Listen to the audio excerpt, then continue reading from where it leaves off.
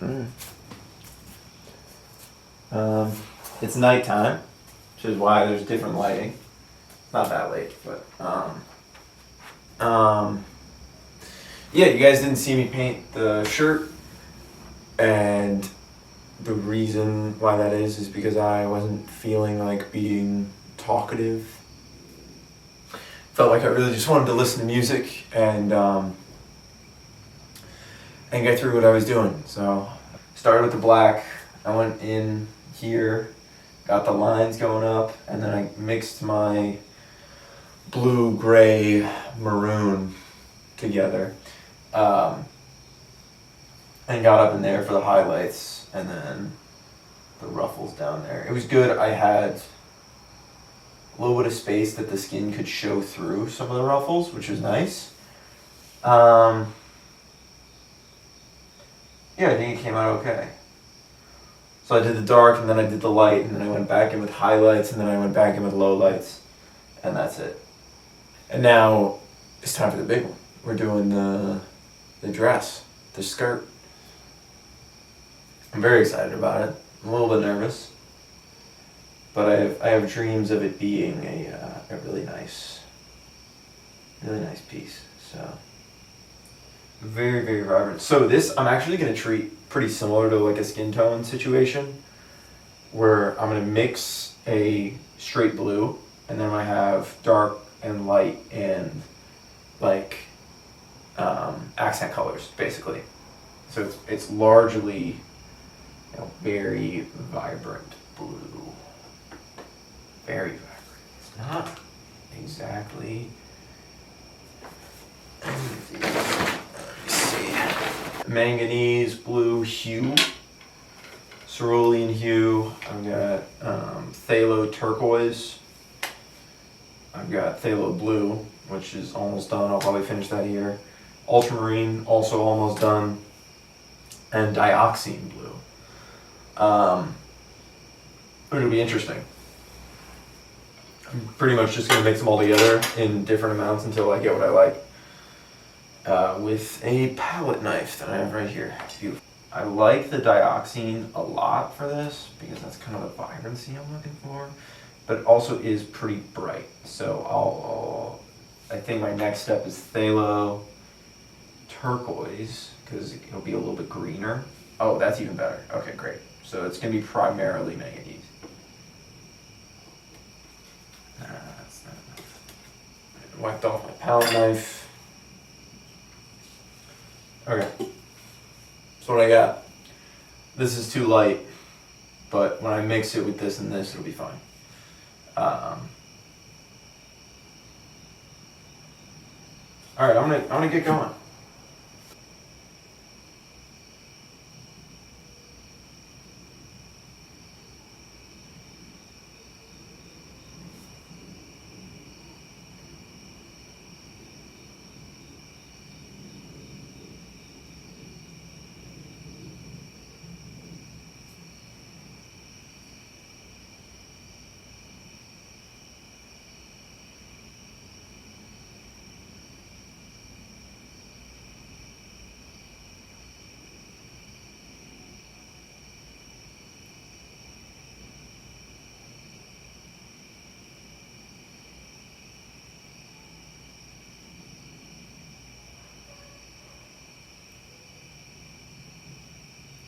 It's going pretty slowly.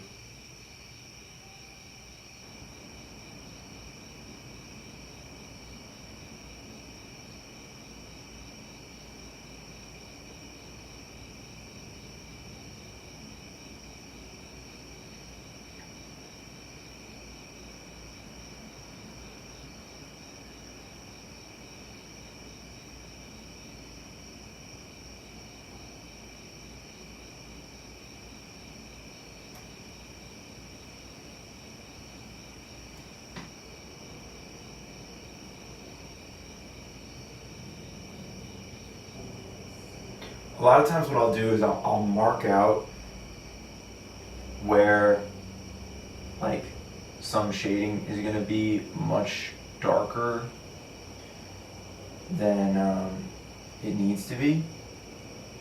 And the reason I would do that is because I'm working wet into wet. I know that whatever I do is going to blend with whatever I put next to it and on top of it. And so I don't actually need as much. I need, sometimes I use more dark to denote where dark is going to be, because I know it's really easy for me to go over.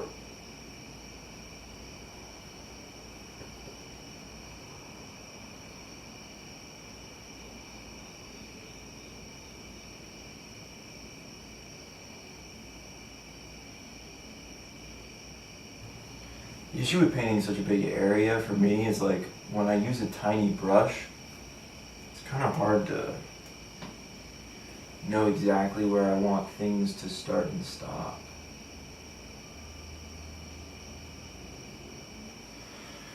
Different brush. Ugh. Yeah, okay, so this guy is a little bit less exact.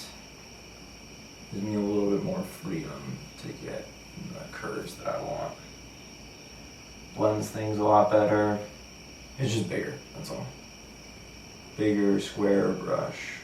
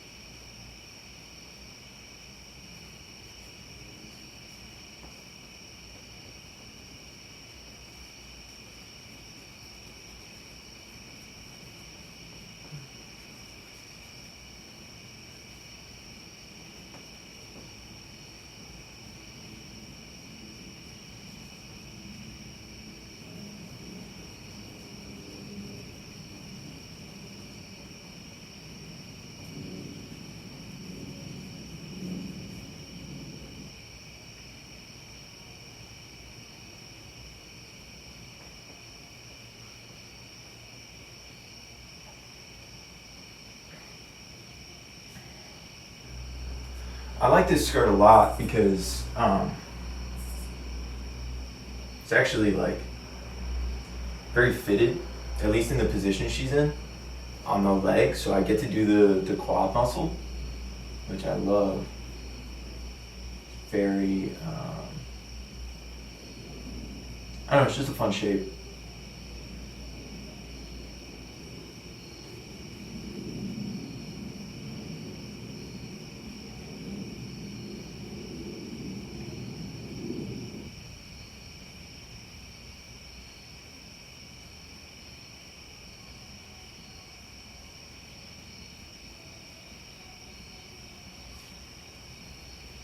That's pretty good. First section of that is done, which is like the majority of the quad, I guess. And this is all darkness. So I'm actually not super sure how I'm going to do that, if I'm going to do it all black or if I'm going to do it in... Maybe I should do all the highlights first. Is that a good idea? No, it's a bad idea. How do I go about this? So, okay, I'll explain what I'm saying. I was thinking like, okay, the rest of it is mostly in darkness, so I can paint it all just in black. But then I looked at the picture and realized that this, and all of these are highlights-ish with the same color palette as this, so I can't just like switch to a much darker color. And I also want it to be really dark so it blends in here, because in the picture this black blends into this black quite nicely. But I want to do this next, because I do plan on I like following a curve when I paint, so that could be fun.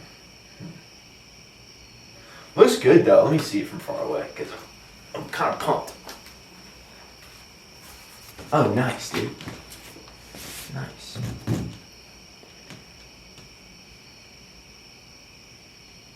That's cool. There's some cool colors in there.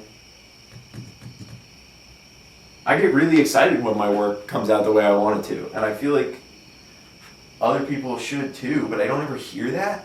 I never hear people be like, yeah, I'm like really proud of what I've created. It's always like, I kind of hate it. And I'm like, dude, come on, just like be a little bit joyful about what you've done. Like it's pretty awesome. You can enjoy it. You can enjoy, at the very, even if you don't like the painting, you can enjoy that you're improving. Getting a clean line when oil painting is honestly so difficult. It does not like doing that. It's not built for that. It's built for flesh. It's built for gradient. I had one professor tell me that there is no such thing as a sharp line in the body. And I actually disagree. I think there's a bunch of sharp lines. You just have to know where to use them so that they're effective. Like, maybe not in like your actual body, like when you look at your arm, you don't see any sharp lines, you don't see anything like particularly, like it all blends into itself. But if you make that a point of focus in your piece, I think that can be really compelling. And I think he was ignoring that possibility.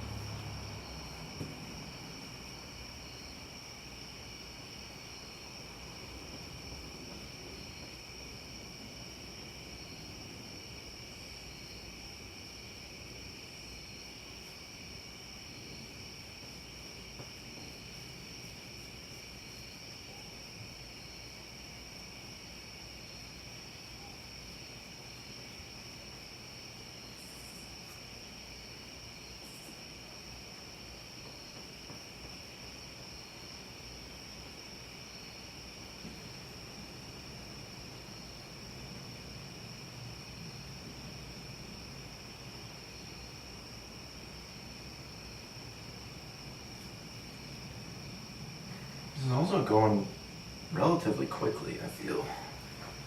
It's really not too bad.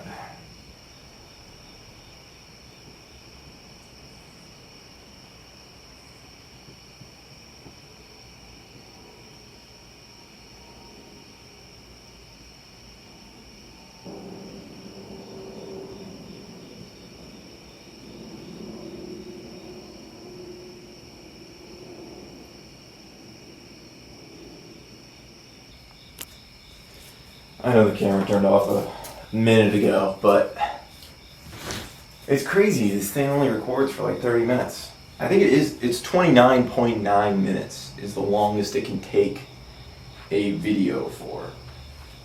Whatever. It's obnoxious. It's looking good. As it was before. I'm very excited about it. Really, really nice texture I'm able to get here. That is kind of unfortunate because I don't have that kind of texture anywhere else. Maybe the arm.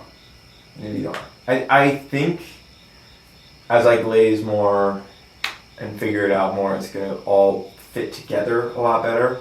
Like right now, the sections of the painting are very much separated sections from one another, which makes sense. But yeah, I want it to look more cohesive than it does right now. That being said, I am pumped. I'm historically very bad at fabrics, so I guess I just got lucky on this one. Really nothing else you can say about that. And I did switch back to the smaller brush for the smaller areas, which I guess makes sense. Yeah.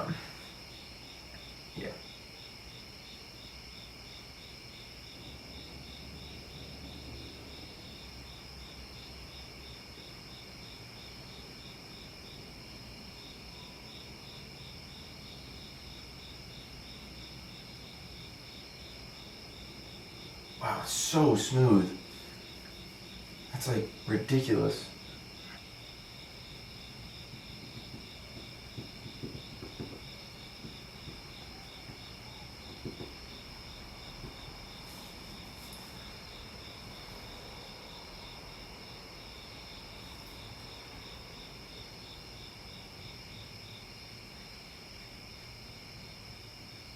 You know, part of me's been doing this painting and trying to finish it before the feeling that I have that I've been using to do this painting runs out. And I'm, like I'm getting it done. And I've been like rushing a little bit because of that, because I want to preserve that emotion. But I don't know if it'll ever go away.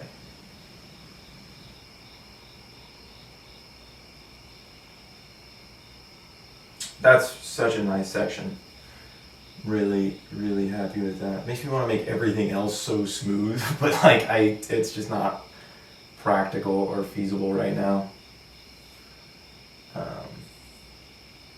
Also, I like roughness. I think it makes it very real. Obviously not like realistic. Realistic would be perfectly smooth.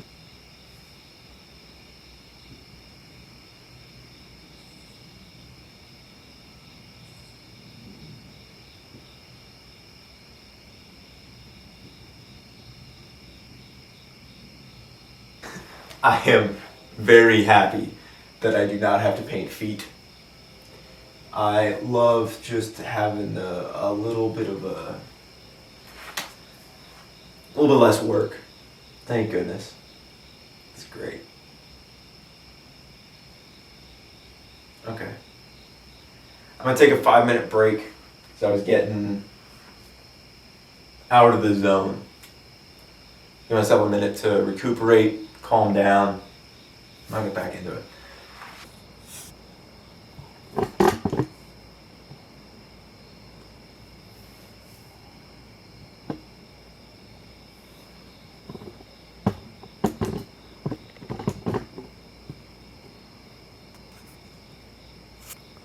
Oh, it's already recording.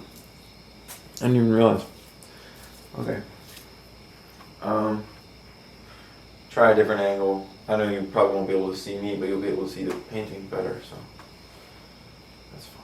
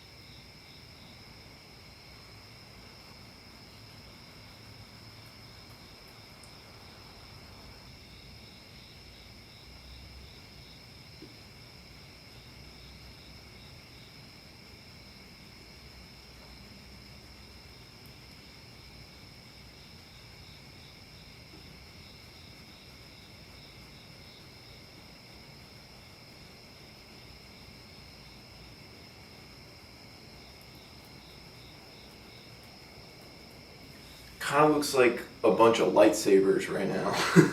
This is not exactly what I want, but it's fine. That one looks very, very worm-like. I need to fix him. I don't think I'm making the darks dark enough on these. I think I'm playing it too safe.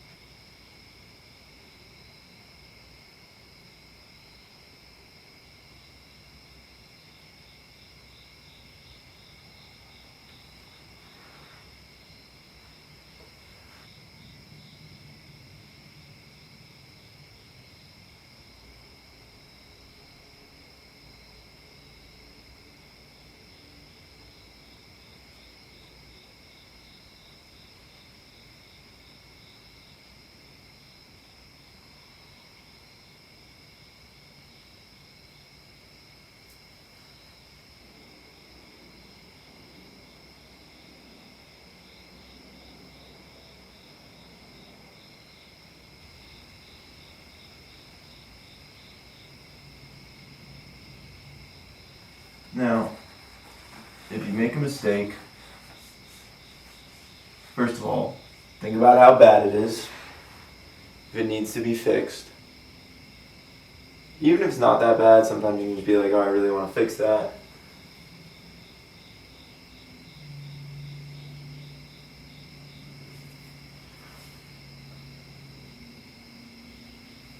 That's really good.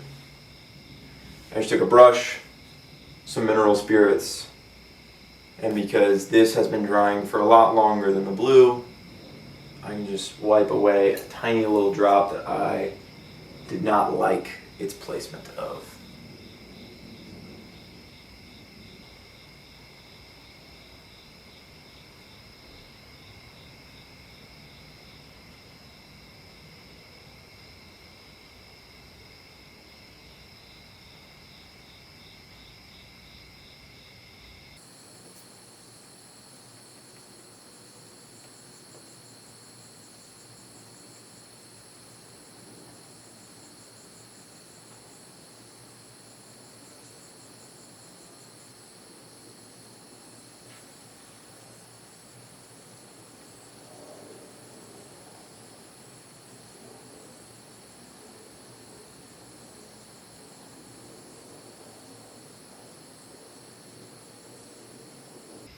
Sometimes it's like actually a little bit hard to keep track of where I'm supposed to put when paint and like why.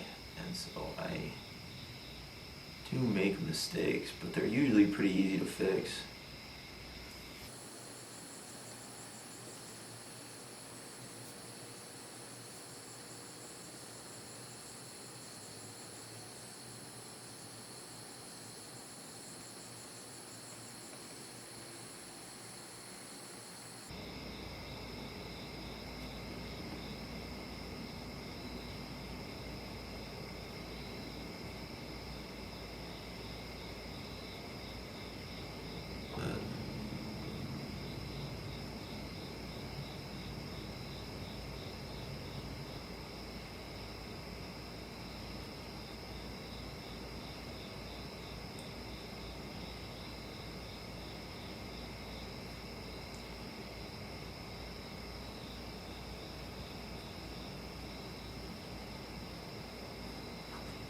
Wow, that looks really nice. Super excited about that. Alright, last little section, which is going to suck, dude. Oh my god, it looks horrible. It looks so bad. Not kidding. It'll probably go pretty quick, honestly. I think I'm gonna do darks, lights, darks again. Oh, I'm gonna lay on the ground for this. Okay.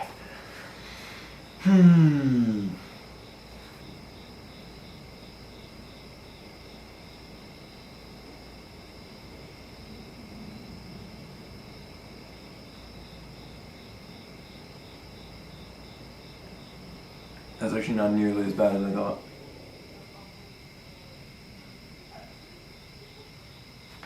Funny how that works. I just saw someone talking about that. How like sometimes the thing that you've been procrastinating for like months and months is actually just like very simple and will take you 3 minutes and has caused you a lot of anguish for no good reason.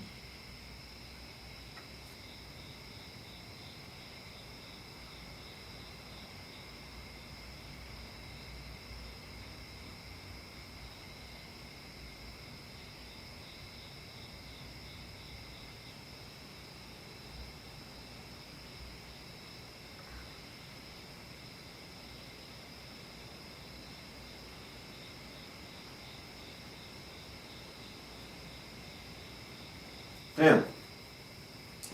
It's got me wondering what I'm going to do with the rest of my night. Well, you can definitely tell what it is. That right there looks like a skirt. I've seen very few things that look more like a skirt in my life. Okay.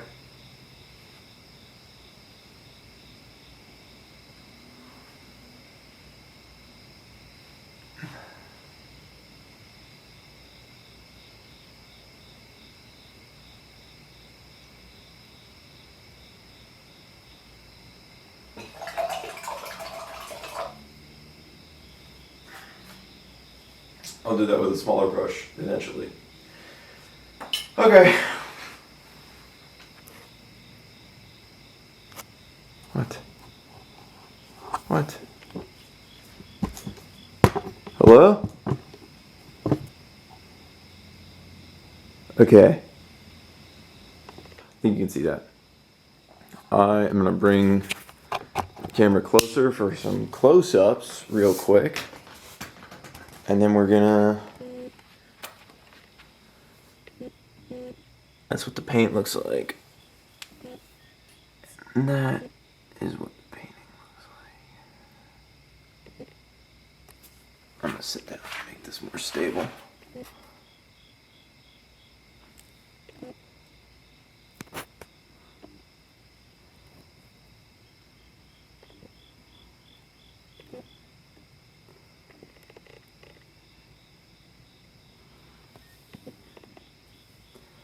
Don't worry about the bracelet, it'll get better. Eventually. That's like awesome. Bottom half of the painting is sick. Okay. I think I just laid on some paint, so hopefully it's not on my shirt. This is one of the best things I've ever made. I'm like super happy about it. Yeah, the fabric came out really nice. That bracelet needs some work, the tattoo needs some work. And the beads need some work. But once I finish setting up all those, so actually, no, I'll keep the bracelet on. I was considering taking the bracelet off. No, I'm gonna keep it on. Yeah, I am so incredibly happy with how this is coming along.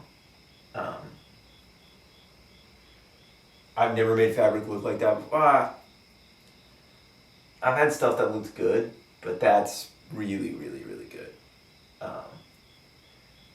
Everything in this painting has just kind of come together in such a magical way. I am so grateful for the feelings that I've had that have pushed me into the headspace and the spiritual space to make something like this. And it's only just started, right? Like this is the first coat of paint on the figure. I still haven't started the background at all. And I think I'm gonna do that next, and then I'm gonna glaze the whole thing as one whole thing. I think. I'm not sure. But I'm really, really happy with this. Anyway, thank you for watching. If you want any tips on how I did it, either watch me do it or ask a specific question and I'll let you know. Most of it is just like I just kind of do whatever I feel like and whatever feels right. But some of it I have actual technique for. Like getting these to look this smooth, I do a thing called, like, I call it fraying. Most people would call it blending. But when you have like a very light section and a very dark section right next to each other, like in these over here, you just run the brush back and forth on either side with like not a lot of consistency, and then it'll gradually muddle the edge between the dark and the light there.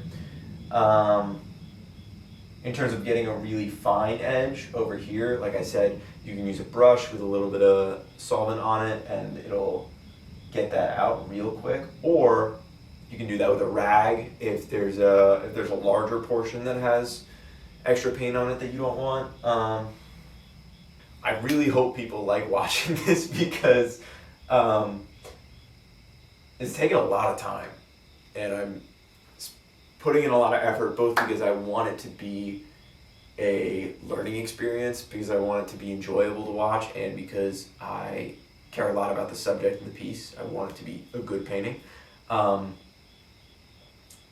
yeah, I hope you enjoy. I hope it's like worth seeing. I hope it's good. Anyway, thank you so much for watching. Anyway, wash your brushes. I'll see you next time.